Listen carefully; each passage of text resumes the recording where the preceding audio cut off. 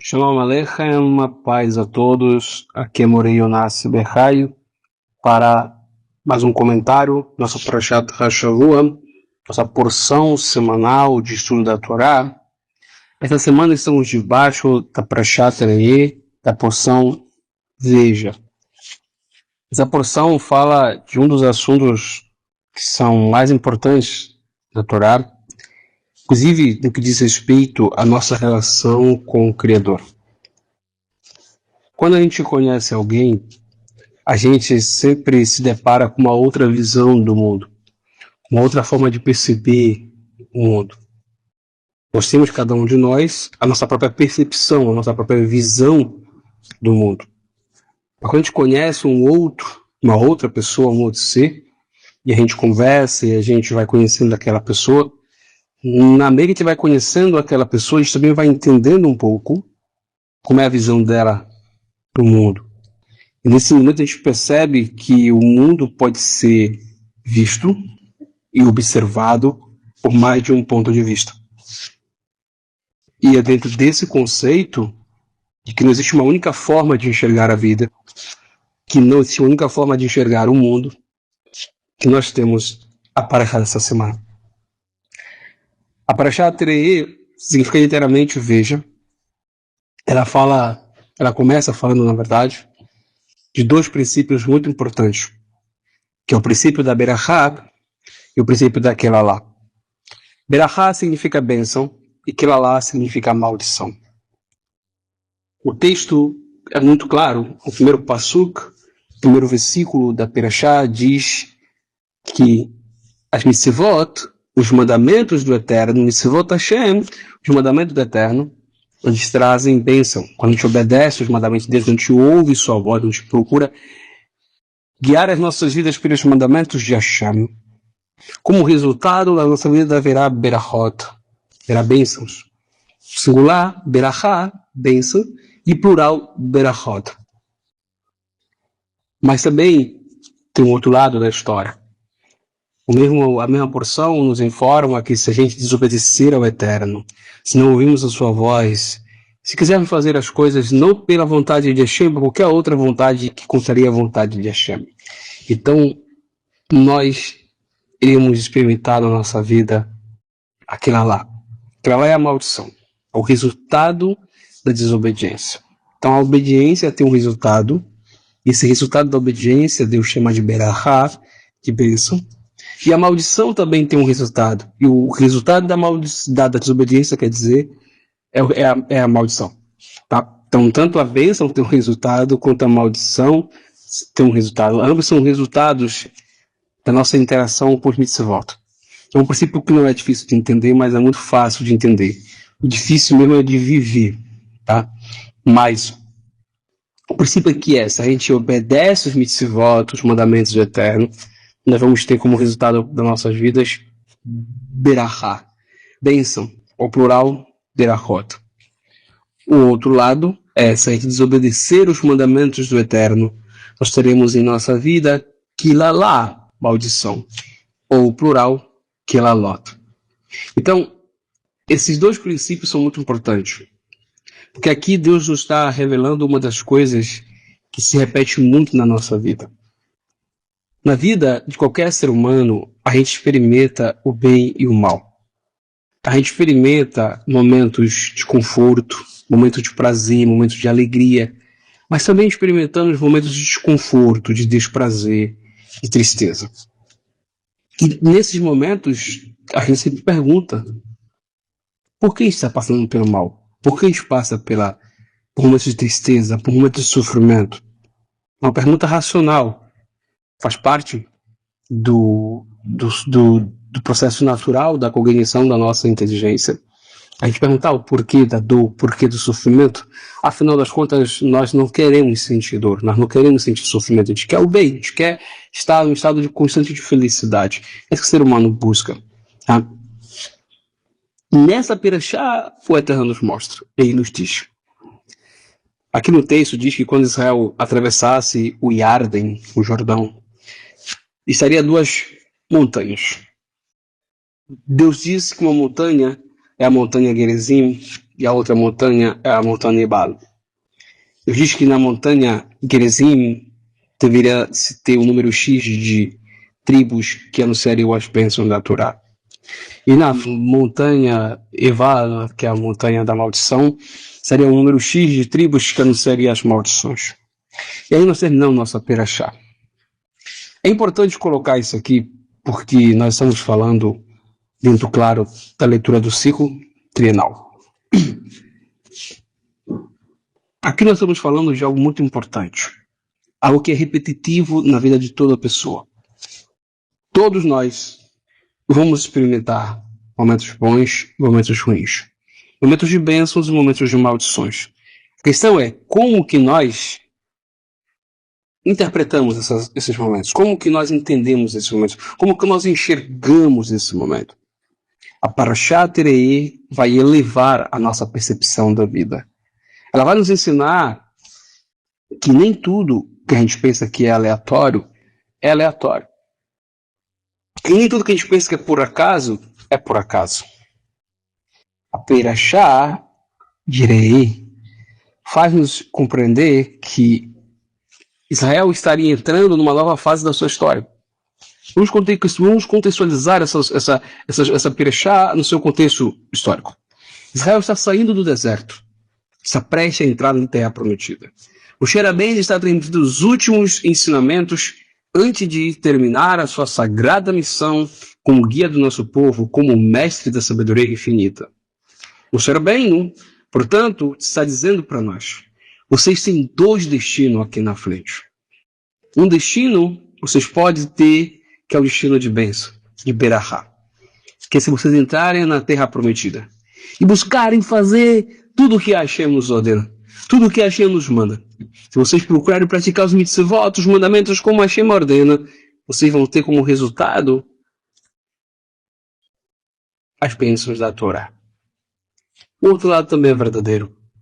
Se vocês entrarem na Terra Prometida e começarem a se guiar pelo que acham, pelo que pensam, pelo que acham ser certo e errado, ou pelo que os outros acham certo e errado, e vocês ignoraram o Hakadosh Baruch Hu, o sagrado bem seja ele, sua voz, seus mandamentos, vocês vão ter maldição. Só que Moshe fala isso antes que aconteça. Então nós estamos falando de uma visão que não é só uma visão física. Nós estamos falando de uma visão transcendente. Uma visão que você enxerga antes de ver, com os olhares físicos. Uma visão que vem de dentro da nossa própria consciência e nos faz compreender que o interior também é uma visão. Quando a gente compreende que você, ao falar de mandamentos do Criador, não está falando de algo pequeno. Você está falando da vontade do Rei do Universo. Você está falando daquele que governa todas as coisas. Aquele que controla o Sol, a Lua e as estrelas. Aquele que determinou as 4 estações do ano. Aquele que faz as águas fluírem. Aquele que faz a terra ficar fértil e as árvores frutificar. Nós estamos falando da vontade dele, do Criador, aquele que nos deu a vida e que é o nosso bem. É bem interessante que na própria Perashá, o Criador, de forma muito sutil, ele fala de 2 visões. No momento que ele fala, olha, quando vocês entrarem na terra que Hashem vos dá, vocês não vão fazer como vocês estão fazendo agora. Aqui no deserto, onde vocês fazem o sacrifício da forma que vocês querem. Vocês estão acostumados a fazer sacrifício todo mundo, e a forma que Deus estava querendo era outra, e estava explicando para o povo que deveria se centralizar a prática dos sacrifícios. Deus mandou construir um Mishkan no tabernáculo, Deus separou a família de Arão para que ele fizesse os sacrifícios, e falou, vocês têm que levar o sacrifício para eles fazerem, eles têm que fazer o ritual, e é uma forma centralizada de servir a Deus. Ok. Mas o povo está acostumado com uma outra forma, que é a forma que ele recebeu dos patriarcas, onde cada um levantava um altar, fazia o sacrifício, fazia o serviço a Deus, pronto. Era uma coisa mais livre, uma coisa mais democrática, todo mundo fazia. Deus fala, não, agora eu estou separando uma família, que é a família de Aharon, a família de Arão, e eles vão fazer o sacrifício, e eles vão fazer Tudo isso é o que Hashem ordena. E essa é a vontade de Deus. Que a prática dos rituais de sacrifícios fossem concentradas no tabernáculo, na Mishkan, e que fosse feita pelas mãos dos Corim, dos sacerdotes de Deus. Essa é a vontade de Deus que estava ordenando naquele momento. E é interessante que Deus nos faz entender as duas formas. A vontade dele e a vontade do povo. Ele diz, vocês estão aqui, acostumados a fazer sacrifício cada um pela sua família, e Deus não tirou isso de imediato das pessoas. Deus foi dando tempo, Deus deu tempo para eles se adaptarem às suas leis, às suas regras. Porque o nosso Deus não é um Deus de impor a sua vontade, ele não é um ditador. Não. Nosso Deus não é um Deus autoritário, nem um Deus ditador, ele é um Deus que quer o nosso bem. Mas ele também entende as nossas fraquezas, entende as nossas debilidades, as nossas pequenezas. Deus compreende quem somos. Que foi ele que nos criou. Na verdade, eu costumo dizer que a Kadosh Baruch Hu nos conhece melhor do que a nós mesmos. Que nós mesmos, que nós não nos conhecemos como a Kadosh Baruch Hu nos conhece. A Kadosh Baruch Hu nos conhece de forma muito mais profunda que nós mesmos. Nós ainda estamos descobrindo quem somos. E muitas vezes nem sequer compreendemos a nós mesmos. Agora o Criador não. Ele tudo sabe, tudo conhece. E compreende o mais profundo da nossa própria existência. Mas aí o Criador faz essa diferença e fala, como se entrar na Terra Prometida, vocês vão fazer o sacrifício dessa forma, porque é a forma que eu quero. Mas até então eu estou tolerando vocês fazer da forma que vocês fazem. Eu entendo que estão se adaptando ainda. E Deus sabe que a adaptação é uma coisa que você não faz do dia para a noite, você tem tempo para construir a adaptação. E aí tem um ponto muito importante. Porque essa pequena explanação de Hakadosh Baruch Hu, do sagrado bendito a ele, nós percebemos algumas nuances que são importantes para que a gente possa entender a nossa relação com ele e também a nossa relação com o próximo. Tá? Porque a nossa relação com o próximo deve ser um reflexo da nossa relação com a Kadosh Baruch Hu. Vamos lá. Duas visões. Uma visão nossa e outra visão dele. A visão de Deus sempre é mais completa, ela é sempre mais profunda, é sempre mais elevada. É por isso que quando ele explica para nós o que é bênção e maldição, ele não parte só da parte visual, ele parte da própria consciência. Você tem consciência que é mandamento, você tem consciência que é desobediência. Então, a tua visão do que é bênção, do que é maldição, ela não começa na parte visual, ela começa no teu interior, dentro da tua própria consciência do que é certo e do que é errado, do que é obedecer e o que é desobedecer. É ali que começa a nossa visão. Ou seja, é uma visão interior, de dentro para fora. Uma visão que tem a ver com ver conscientemente, ver internamente o que é obedecer e o que é desobedecer e calcular isso. Então percebo que essa elevação da visão que Deus está nos conduzindo não é só uma visão física, não é só ver as coisas físicas, é enxergar além do físico. É calcular o mal antes que ele aconteça e é pensar no bem antes que ele esteja aqui.